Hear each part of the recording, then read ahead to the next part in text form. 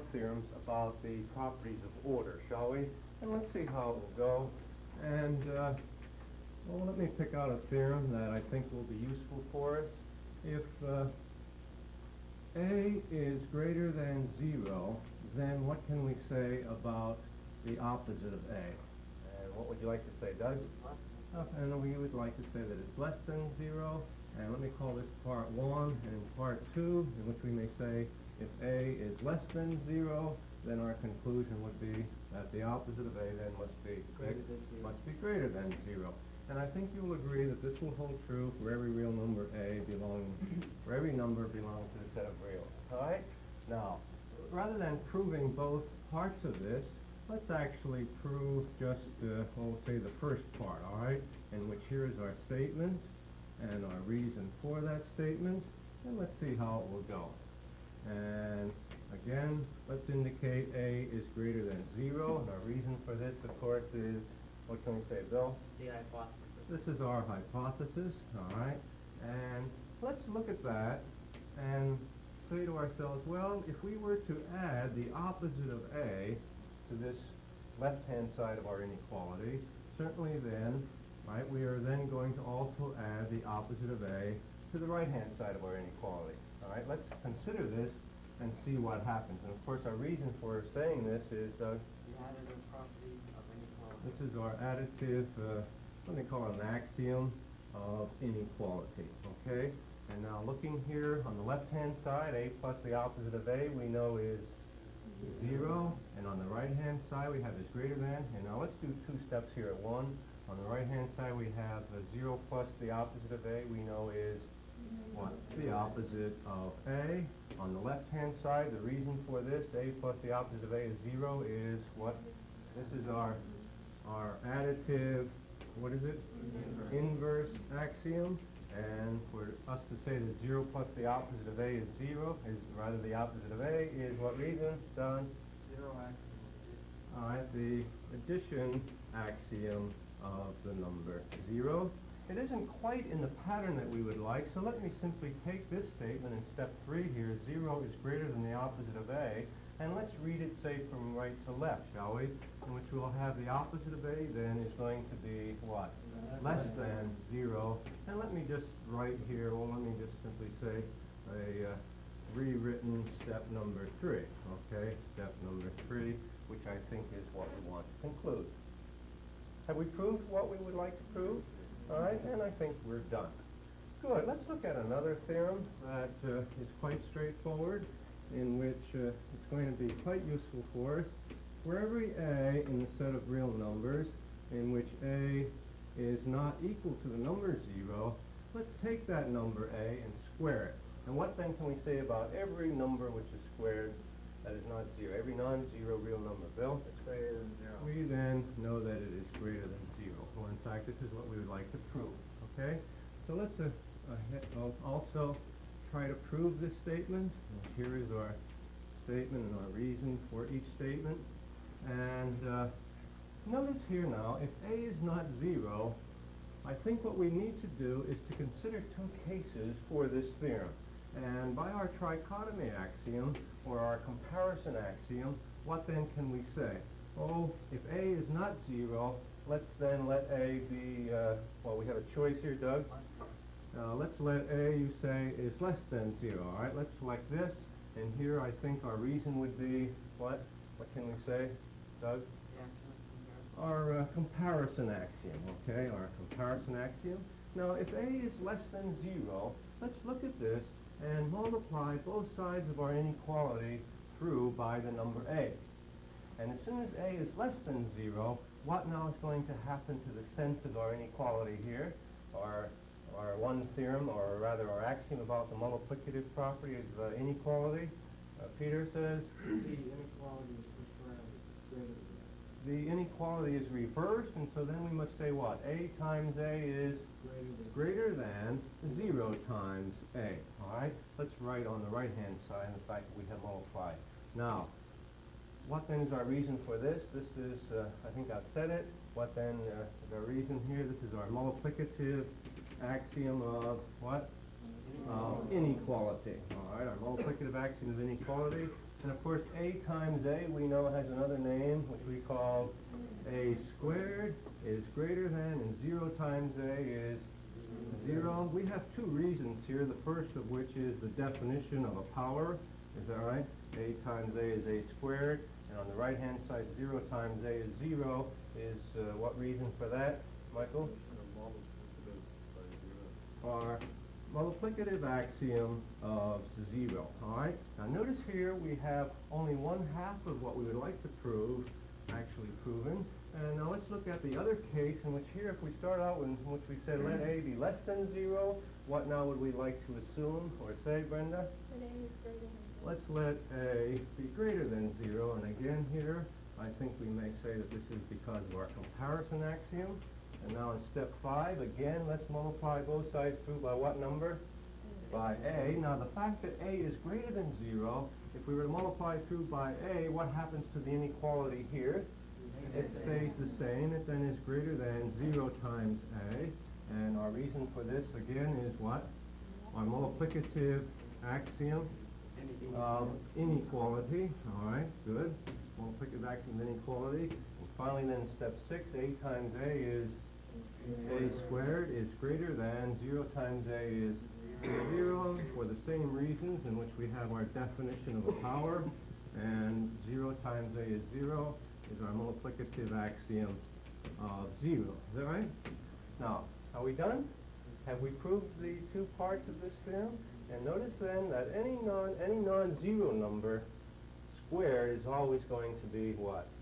Is always going to be greater than 0. It's always going to be positive. By the way, as a result of that, there is a very nice little corollary that I think we can state, in which, suppose we were to take the number 1, and that number squared, therefore, must be what? From what we have just said, it must be greater than 0. But of course, 1 squared we know is 1, and therefore 1 is greater than 0. All right, you say, of course I knew that. Now, we made an assumption a long time ago, if you remember back in chapter 1, in which we had an identity element for addition, which was what number? 0. And we had an identity element for multiplication, which was what number? 1. And we agreed then that 1 was not equal to 0. All right? And now here, finally, we have a point. We're at a point in which we can say that 1 must be greater than 0. Well, let's see where that's going to lead us. Let's look at another theorem and see what we can say. For every a in the set of real numbers in which a is not 0, again, I think we can break this up into two statements. If a is greater than 0, then 1 over a must be what? What is our conclusion about 1 over a, Doug? Must be greater than It's also greater than 0, and in fact, if a is less than 0, then what is our conclusion about 1 over a? It must be, Malcolm, less than 0. And here, again, let's try to prove 1/2 of this.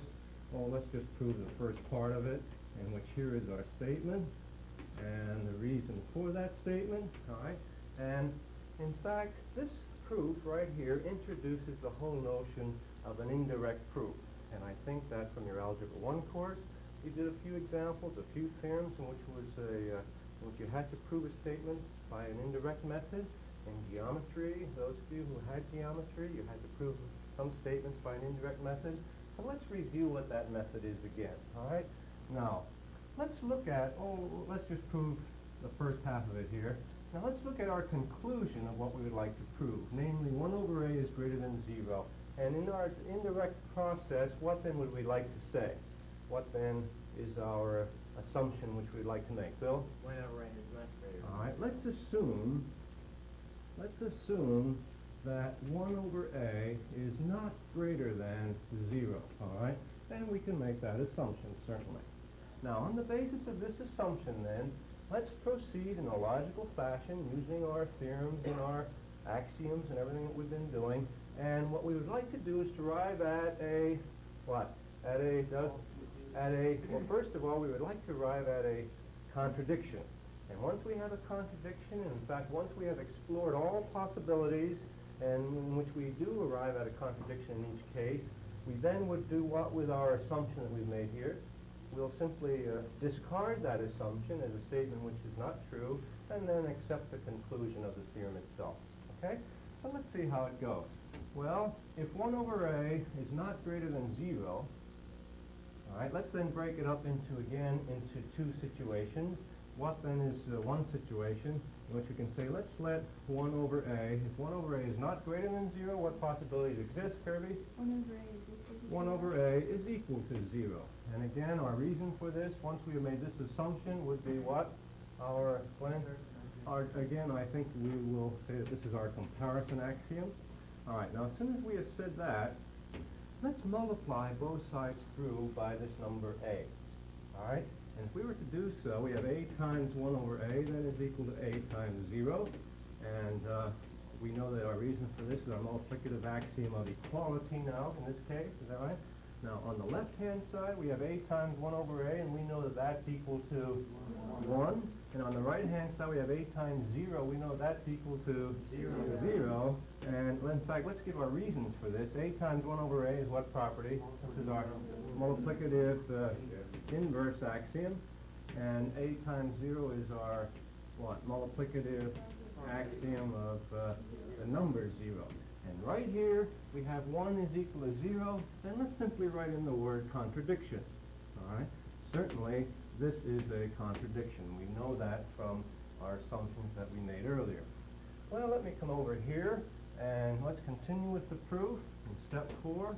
And now, again, we have assumed that 1 over a is not greater than 0. We let 1 over a be equal to 0, and we arrive at the contradiction. What other possibility exists from our comparison axiom, Brenda? 1 over a is less than 0. Let's let 1 over a be less than 0. And again, our reason for this is, well, I think we can say here this will be our comparison axiom, which we've already made the assumption that 1 over a is not greater than 0. Now, once we have made this assumption, or using our comparison axiom, which we have 1 over a is less than 0, again, let's do what to both sides? Let's multiply by a. Now, we had better be careful about the number a. And let's come back to the original condition of the statement, which it says if a is greater than 0. So before we do that, let me include that step, a is greater than 0, just for emphasis. And what's our reason for this, Doug? This is given to us. This is in the hypothesis. And now in step 6, if we were to multiply through, we have a times 1 over a on the left-hand side. And now the fact that a is greater than 0, what happens to the sense of our inequality? It stays the same, so this then must be less than a times 0. Our reason for this is, anyone? This is our multiplicative axiom of inequality. Good. And now a times 1 over a we know is 1 is less than, and a times 0 is 0. And well, let's give the reasons for this first. A times 1 over a is 1 is what reason again? This is our multiplicative inverse axiom. And of course, a times 0 is 0 is our multiplicative axiom of the number 0. And again, you look at that, and you simply say, well, that certainly is a contradiction from what we have stated, in fact, in our little corollary that we just pointed out, in which we know that 1 is greater than 0. Now, in our first half of the proof, we arrived at a contradiction. We then continued on with the proof in a logical fashion, arrived at another contradiction. We've explored all possibilities under this assumption that 1 over a is not greater than 0. Therefore, we will discard this assumption as being true and accept the original statement of the theorem, the original conclusion of the theorem, which says, therefore, what? What then may we say? But that 1 over a is greater than 0. Well, for a reason, let me just indicate process of indirect proof, all right? And I think that this should be sufficient. Well, what I'd like you to do for homework will be a few problems that have to do with indirect proofs and improving a few statements by this indirect method. So let me give you your assignment, and we'll go on from there.